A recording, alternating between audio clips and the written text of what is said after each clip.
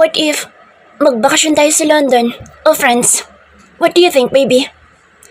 Bahagi ako napaiktad sa paghawak ng kung sino man sa kamay ko. Nalingunan ko si Daddy. Puno ng pag-aalala ang mga mata. Bahagi pang pinisil ang palad kong hawak niya. Yes, Dad? Bakit po? Naguguluhang tanong ko. Iha, nasa harap na tayo ng pagkain. Kaya kung ano man yung iniisip mo, ipagpaliban mo muna. Malambing na sabi ni Mommy. Nahihiyang nagbaba ako ng tingin. Hindi ko alam kung paano ako nakarating sa hapag namin. Hindi ko na naman namalayan ang pagkakatulala. Parang natural na sa katawan ko ang bagay na iyon. Siguro dahil pakiramdam ko patay na ako. Bumalik ako sa pagkain kahit parang ayaw tanggapin ng sikmura ko. Ang mga pagkain noon naman ay paborito ko. Napabuntong hininga ko bago bitawan ng kutsara at tinidor. Wala talaga akong gana. Ayoko ng ganitong buhay. Pero hindi ko rin naman alam kung paano muling magsisimula. Mommy, ano nga pala yung sinasabi mo kanina? Baling ko sa kanya. Kanina niya pa pala pinagmamasdan ang bawat kilos ko. Narinig ko kaninang nagsasalita pero hindi ko nasundan ang mga iyon dahil iba ang nasa isip ko. Nagkatinginan sila ni Daddy bago ngumiti. Tinatanong ko lang kung gusto mo magbakasyon. Total nag-decide na tayo na titigil ka na muna sa pag-aaral. Why not spend your time traveling around the world? Kahit saan mo gusto. Sagot namin lahat ang gastos. Pinilit kong umiti dahil totoong magandang idea niya. Pero wala ko sa kondisyon para sa ganoong bagay. Gusto ko lang ngayon magmukmuk at mamanhid ng buong katawan para hindi ko na maramdaman ang sakit na nasa puso ko. I don't want to travel, Mom. Naluluhan na naman ako. Kahit anong gawin kong paglilibang sa sarili ko, sa first ko pa rin ang naaalala ko. Why not? Hindi ka ba naboboard dito sa bahay? Tanong ni Daddy. Hindi po. Paano ako maboboard kung batang oras hindi ko na namamalayan dahil wala ko sa sarili at palagang tulala? Ayokong bigyan sila ng karagdagang problema. Nakakahiya na ang labis na sakripisyo nila para sa akin. Imbis na kamuhian dahil sa pagkakamali ko, mas lalo pa nila akong minahal at inintindi. Are you sure? Palagi ka nilang matamlay, baka makasamayan kay baby. Mas makakasama po kung mabiyahe ako mahina ang kapit na baby. Ayoko na pong maulit ang pagdurugo ko. Kung sa bagay, tamang dito ka na lang sa bahay para mas makapagpahinga ka. Ano na lang gusto mo para kahit papaano'y malibang ka rito? Gadgets or money? Tumingin ako sa kanya. Tapos na siyang kumain. Nagpupunas na ng bibig gamit ang white cloth. Isa lang po ang gusto ko, Mi. Di. Anything, Iha. Just for you to be happy. Ano ba yun? Sandali ako napatitig sa mga mukha nila. Pwede po bang habang pinagbubuntis ko po si baby? Dito muna ang Miller Brothers. Ilang araw ko nang gustong hilingin sa kanila ang bagay na iyon. What? I want to see them, Mi. Nawala ang masayang ngiti ni Mommy. Pinakatitigan ang mukha ko na parang sinusuri. Ngumiti ako. Tumayo para lumapit sa kanya. Yumakap ako sa leeg niya. Please, Mi. Please. Kahit sila lang makita ko. Napasinghot ako. Wala na po sa first ko. Tanggap ko na yun. Sana wag niyo po ipagkait ang magkakapatid sa akin dahil hindi po ako sanay. Parte sila ng buhay ko mula pagkabata kaya namimiss ko na po sila ng sobra. Please, Mommy, Daddy. Pwede po ba? Pamimilit ko. Ilang ulit ako nagpunas ng mga luha at para kong tanga. Totoo lahat ng sinabi ko. Parte na ng buhay ko ang magkakapatid dahil nasa tabi ko na sila mula na magkaroon ako ng malay sa mundo. Ang tanging hindi totoo, yung nakalimutan ko na sa first ko. Hindi ko alam kung hanggang kailan ako magiging ganito. Hindi ko alam kung hanggang kailan ko kakayanin ang lungkot. Please, Mommy. Pangumulit ko pa rin. Naramdaman ng pagtaas-baba ng mga balikat niya. Nakaramdam ako ng paninikip ng puso na makitang tahimik siyang umiiyak. Tahimik siyang nasasaktan. Alam kong ako ang dahilan. Nahihirapan din sila. Alam mo ginagawa namin ng daddy mo lahat para maging masaya ka. Pero ikaw mismo lumalapit sa mga bagay na makakasakit sa iyo. Niyakap ko siya ng mahigpit. Mi, sorry po. Sorry po kung nasasaktan kayo dahil sa akin pero hindi ko po kasi hawak ang puso ko. Alam ko pong kailangan ko na siyang alisin sa sistema ko kaya Kahit ang mga kapatid na lang niyang makasama ko. Please. Sumalis si Daddy sa yakapan namin. Hinalikan niya ang noo ni Mommy. Ako naman sa buhok. Napangiti ako. Kung yun talaga makapagpapasaya sa'yo, handa akong pagbigyan ka. Hindi ko kaya makitang nalulungkot ka. Dahil doble ang balik ng sakit sa amin ng daddy mo. Gumanti siya ng yakap. Masuyong hinalikan ng pisngi ko. Mabilis akong tumango. Payag na ako, anak. Maraming salamat po. Minsan sa ganitong pagkakataon natin, nakikita ang halaga ng ating mga magulang. Yung pagkakataon na pakaramdam natin, hindi na natin kaya. Lagi silang nandyan. Handa tayong damayan at muling itayo mula sa pagkakadapa. Kahit na talikuran na tayo ng lahat, sila mananatili sa tabi natin. Makagawa man tayo ng mali, hindi yung nagiging rason para iwan nila tayo. Kaya ako kahit durog na sa laro ng pag-ibig, may konting pag-asa pa rin akong nararamdaman. Dahil alam ko na sa likod ko sila kahit anong mangyari. Ika nga, where do broken hearts go? Ang sagot, just go home. Dahil nandoon ang mga magulang natin, handa tayong salubungin ng mahigpit na yakap. Laika, gising. Napabalikwas ako ng bangon. Hinihingal na napaupo sa kama. Nananaginip ka na naman. Napapakamot sa ulong napatingin ako kay Lian. Agad rin ako napaiwas. Nung inosente kong utak, nababahira na naman ang kamunduhan. Ani ko, mabilis akong tumakbo papasok sa CR. Palagi nala ako nananaginip ng ganoon. Grabe, ang sagwa.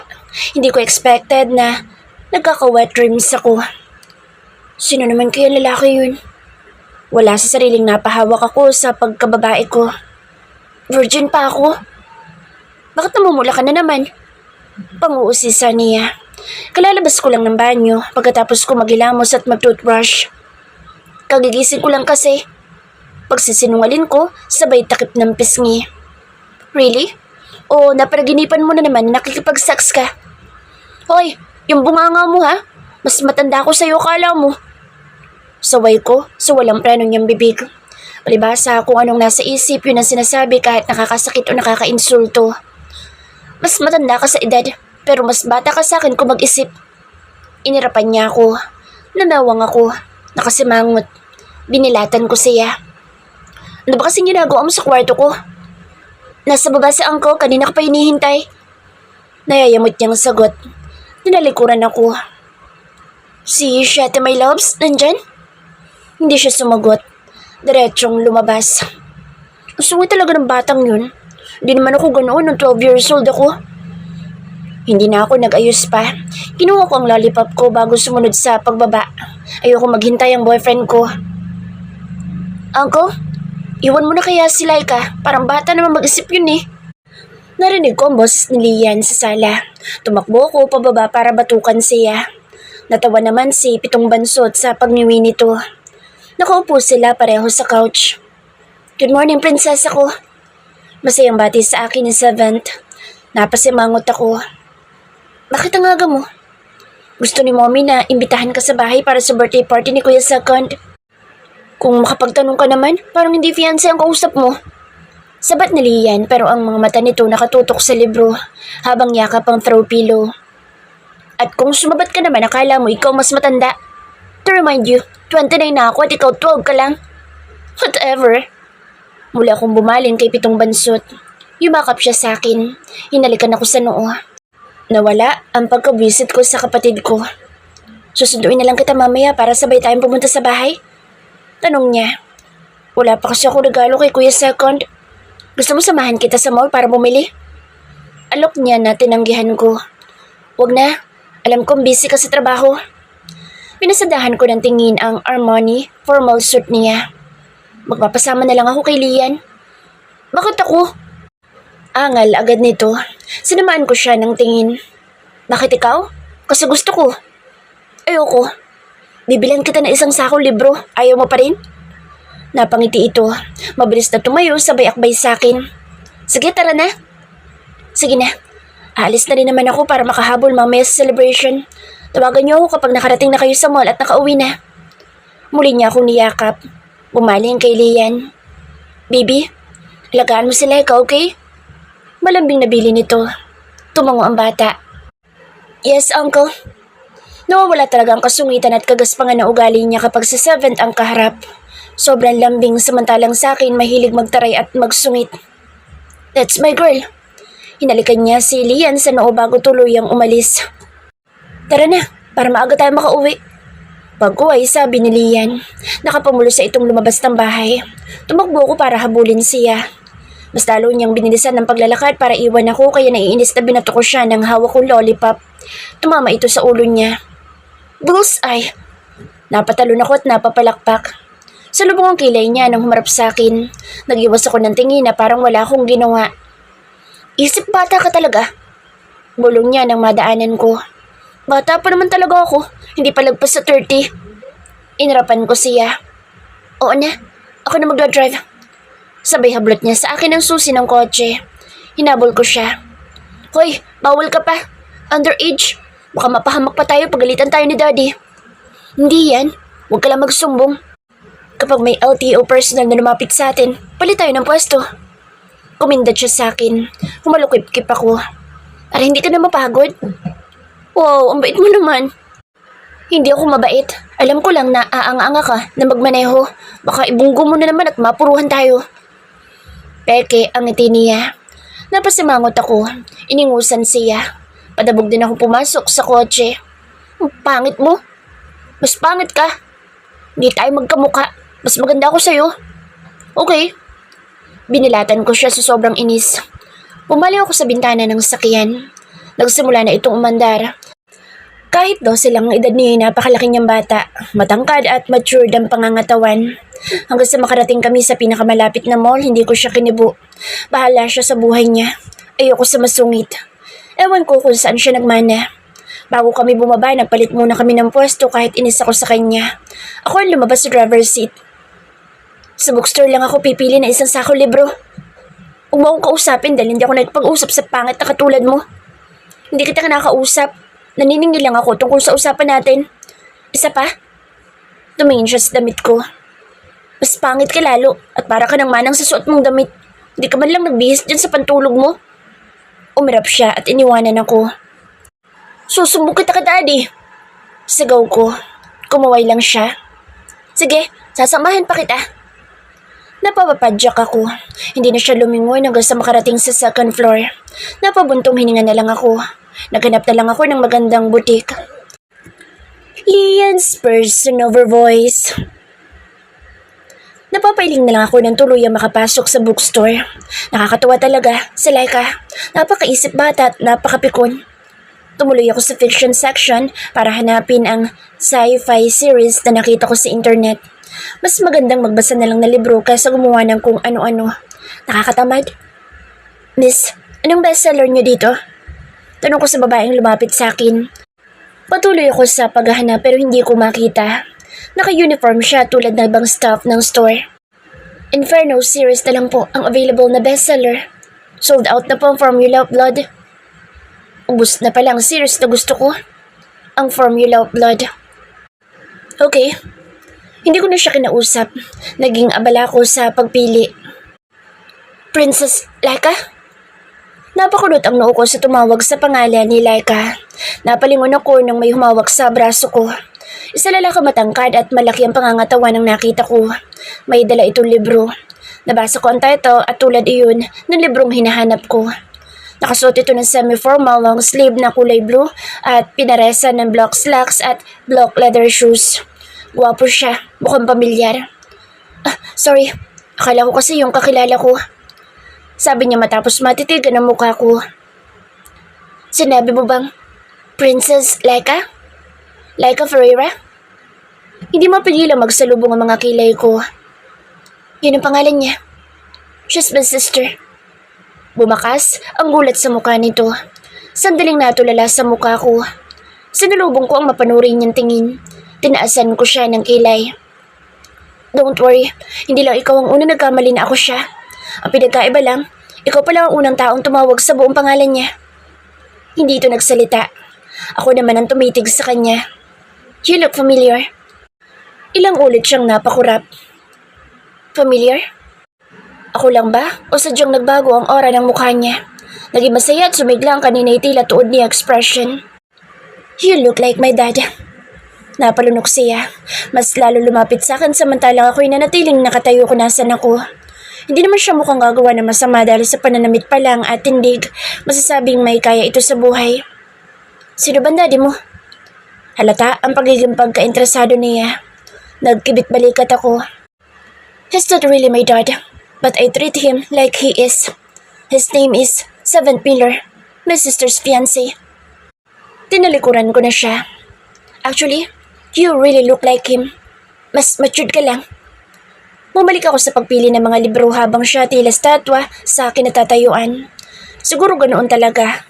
May taong natutulala na lang bigla tulad ni Laika. Ang pagkakaalam ko, hindi na nagkaanak si na Tita Mi, maliban kay Princess Laika. Muli niyang naagaw ang atensyon ko. Magtatanong pa lang sana ako pero napangiwi ako sa matinis na boses na paparating. Lian! Lian, tara, umuwi na tayo. Wala na ako ng ganang bumili na regalo ni Kuya Second. Di na lang ako magre-regalo, total mayaman naman na siya. Napatingin sa kanya ang lahat. Napasimangot ako. Hanggang sa makalapit siya sa akin, ay panay talak pa rin niya. Nanunulis ang labi sa pagkibot. Nakabili ka na ba ng mga libro mo? Kung hindi pa, wala akong pake, basta gusto ko na umuwi. Yumakap siya sa isa kong braso. Ano nangyari sa'yo? Nakakainis kasi yung sales lady doon. Kala naman niya, kinaganda niya ang namumutok niyang lipstick. Insultuhin ba naman ako? Hindi ko daw afford ang mga product nila. Ang daldal mo talaga. Mas lalong bumusangot ang mukha niya. Bumitaw ito at tumalukip-kip. Napatingin siya sa lalakang kumausap sa akin kanina. Nandito pa rin pala sa harap ko. Uy, may kausap ko pala.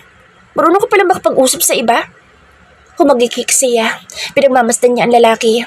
Titig na titig rin ito sa kanya. Hala, ang gwapo mo pala, kuya. Nalaki pa ang kanyang mga mata. Napapailing akong pumunta sa cashier dala ang ilang piraso ng librong napili ko. Mas gwapo pa rin naman ang 7 bansot ko. Dinig ko pa rin ang matinis niyang boses. Ilang minuto ang itinagal ko sa pagbabayad. Pagkatapos muli ko siyang binalikan. Nakikipag-usap pa rin siya sa lalaki. Ano pangalan mo? Tumikim ang lalaki. Ilang ulit na lumunok bago sumagot. Zildjian first. Ang pangit naman ang pangalan mo.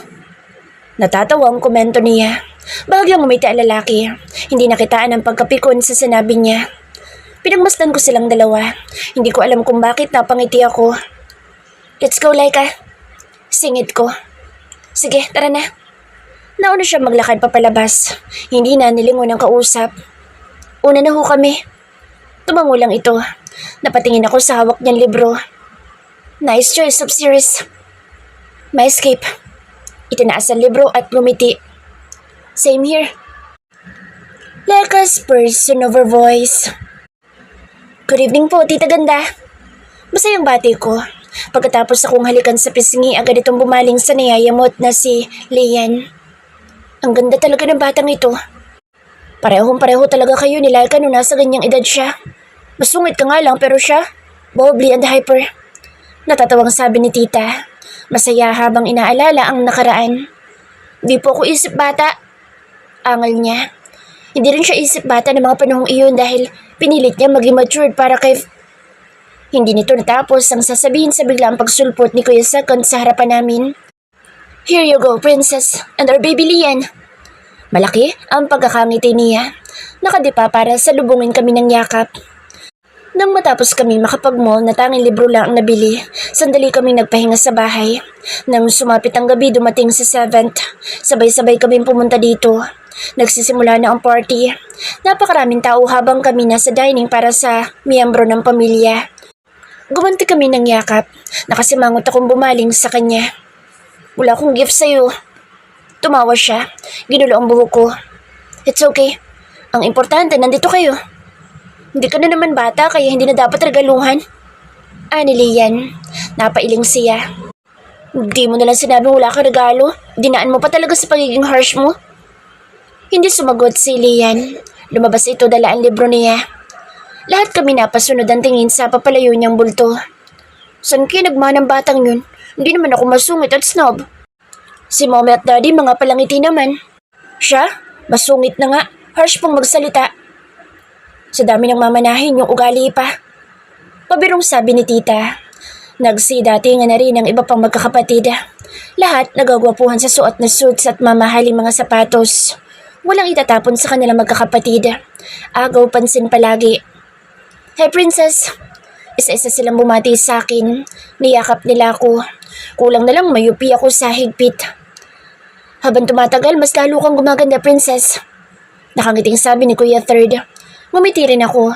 Taas nung tumingin sa kanila. Siyempre, kailangan palagi akong maganda. Nag-flip ako ng hair. Natawa. Kaya bagay na bagay tayo dahil guwapo ako. Sabat ni Pitong Bansot bago umalik sa pisngi ko. Yun, dyan ka magaling sa mga banat mo. Sa ospital, palagi ka nalang nakangiti at hindi na nagtatrabaho. Mas nagmumukha ka pang balukas sa mga pasyente mo. Nagtawanan kami lahat. Sumimangot siya dahil sa pang-asar ni Kuya Fip. Isang magaling na psychiatrist sa 7th. Kilala siya sa larangan ni Iyon. Marami na siyang napagaling. Kaya sa edad na 25, sobrang successful na niya. Hindi ko naman napapabayaan ang trabaho ko. But she's my priority. Depensa niya. Tinawanan lang ng mga nakatatandang kapatid. Bumaling ako kay tita. Ang saya ng mga mata niya habang pinagmamasdan ng mga anak. May edad na naitago iyon sa maganda niyang muka at pangangatawan. Tita Ninang, bakit po ang pangalan nila ay Numbers? Napabaling ang tingin nila sa akin. Natawa siya. Yun ba? Numbers kasi ang dahilan kung bakit nagkakilala kami ng tito ninong mo. Napahagikik ako. Kahit simple lang ang pagkakasabi niya, ramdam ko naman ang pagmamahal niya kay Tito Ninong. Pero hindi po ba ang counting ng numbers ay nagsisimula sa 1? Bakit ikalawa agad ang pangalan ni Kuya sa kundi siyang panganay? Di ba po dapat first? Naguguluhang tanong ko. Parang may anghel na dumaan sa harap namin. Natahimik ang lahat. Nagkatinginan. Ramdam ko ang naging tensyon. Hindi ko alam kung para saan. Naging seryoso sila. May mali ba sa tanong ko? Bakit mo naman naitanong ang bagay na iyan, Iha? Naging malungkot siya. Nagkibit balikat ako. Curious lang po ako. Kasi dapat di ba palagi may first? Naputo lang sana ipagsagot niya nang dumating si Lian. Nakapamulsa. Sa kanya natuon ang atensyon namin lahat. Nawala na ang usapan. Napakamot na lang ako sa bato ko. Hindi na nag-usisa pa. Hindi naman mahalaga iyon. Ano naman ngayon kung walang first? Ang importante naman, may 2nd hanggang 7th. Bakit nakasamangot ka? Tanong ni 7th. Umiling lang siya. Stalking talaga siya. Biro ni Kuya 2nd. Palaging siya ang nangaasar kay Lian. Kailan ba yun ngumiti? What is it? You can tell me. Don't be shy. Inayos na 7th ang buhok nito. I'm bored. Wow, ang laki ng problema mo kung makasamangot ka. Sabat ko. Tumango lang siya. Tila sinasabing malaking problema nga ang pagiging bored niya. Mag-aaway na naman kayo niyan. Pabagit na sa amin sa 7th dahil tinaasan niya ako ng kilay. Anong gusto mong gawin? Gusto ko matulog. Walang kwenta niyang sagot kaya napaismid ako. Para namang first time namin na marinig ang ganyang sagot. Hindi niya ako pinansin. Naglakad lang ito papunta sa hagdan patungong 2nd floor. Bago siya tuluyang makarating sa taas, nagsalita ulit siya. Speaking of first, may lalaki sa garden na hinahanap kayo. Lahat ng mga bisita nasa garden dahil doon ginaganap ang party. Napatango ako. Samantala ang mga kasama ko para mga statwang nasa monumento.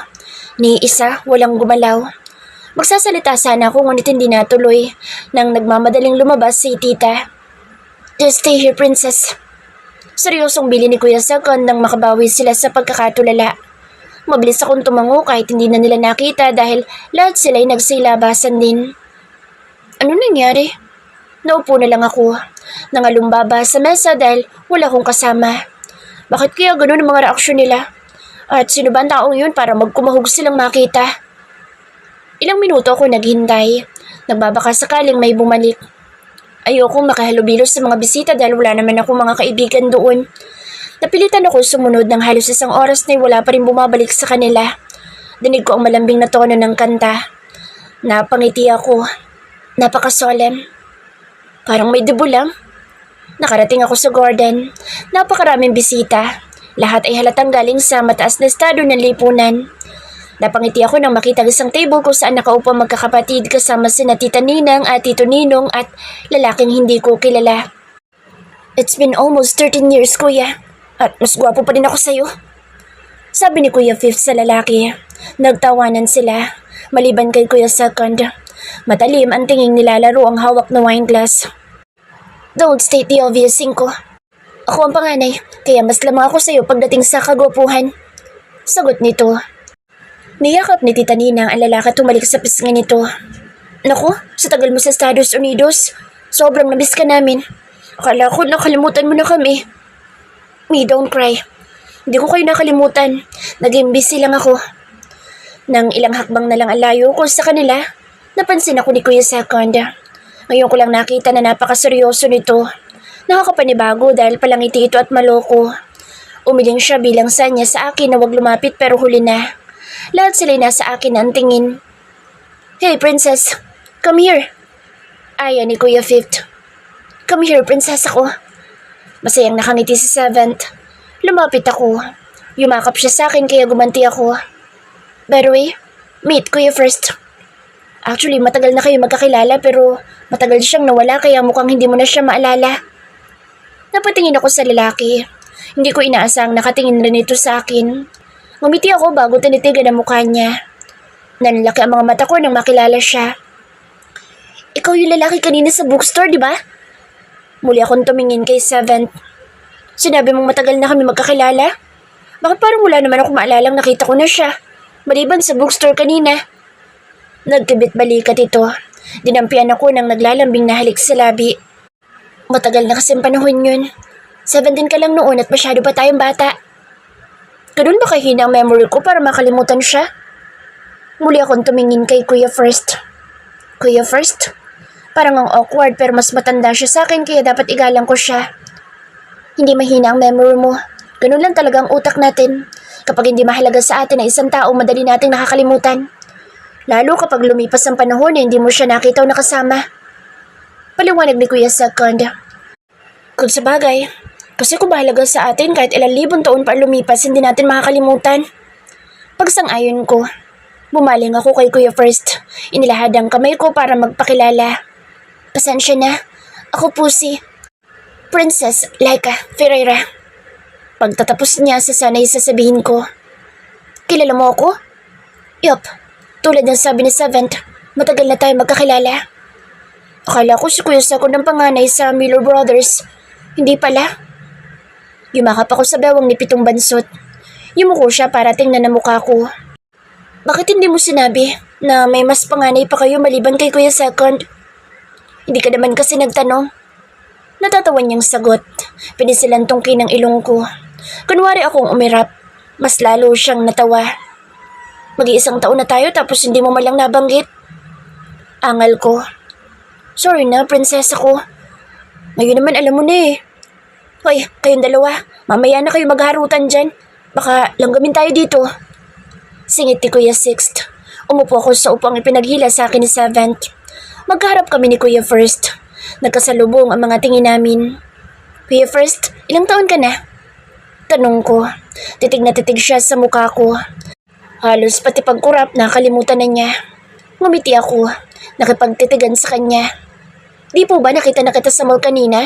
Bakit hindi mo sinabing isa kang Miller at matagal na tayo magkakilala? Kuya First? Hindi makapaniwalang tanong niya. Opo. Mas matanda ka po sa akin dahil ikaw ang panganay nila. Dapat po gumalang ako. May mali po ba doon? Umiling siya. Wala namang mali. Hindi ko lang napaghandaan ng araw na tatawagin mo akong Kuya First. Na dati ay first ko. Napakunot ang noo ko. Hindi ko alam kung bakit nang marinig ko ang dalawang huling salitang sinabi niya nakaramdam ako ng matinding kirot sa dibdib ko. Napahawak ako doon. Sumikip ang paghinga ko. Are you okay? Nag-aalalang tanong ni Kuya Second. Lahat sila nagsitayuan at inalalayan ako papasok ng bahay. Bubuhatin kita. Presenta ni Kuya First. Pero bago pa man ako makasagot ay lumutang na ako sa ere sa pagbuhat sa akin ni Seventh. Napayakap ako sa leeg niya. Naninikip pa rin ang dibdib ko. Hindi na ako nagsalita. Ako na, kuya. Ngumiti siya sa kapatid. Don't worry. Ilang taon na ako sa pag-alaga sa kanya. Ako na bahala. Tumango ito. Nang makapasok kami sa sala, inilapag niya ako sa couch. Tumakbo papunta sa kwarto niya. Sandali akong humiga habang habol ko pa rin ang paghinga. Hindi ko alam kung bakit ako inatake ng hika dahil lang doon. Here. Pinatake niya sa akin ang inhaler. Ilang sandali bago bumalik sa normal ang paghinga ko. Kamusta ang pakiramdam mo? Tanong niya nang alisin ko ang inhaler sa bibig ko. Labis pa rin ang pag-aalala niya. Napangiti ako. Sa tagal ng panahon, hindi pa rin siya sanay na madalas akong hikain. Ang pinagkaiba lang ngayon, hindi ko alam kung bakit ako inatake. Kung bakit kumirot ang puso ko. Bigla na ako nakaramdam ng sakit. Okay na ako. Bumalik ka na doon, baka hinahanap ka na ng mga kapatid mo. Susihin pa ako ni Kuya Sakon dahil nasirang bandang ninyong magkakapatid. Umiti siya. Niyakap ako ng mahigpit. Hindi kayang gawin ni Kuya Sakon yun dahil lahat kami mahal ka. Sila, bilang kapatid ka. Ako naman, mahal kita bilang prinsesa ko. Binola mo na naman ako. Kunwari hindi ako apektado. Ang totoo, kinilig ako sa mga banat niya. Ganun talaga siya. Hindi nahihiya na magpakita ng pagmamahal at paglalambing.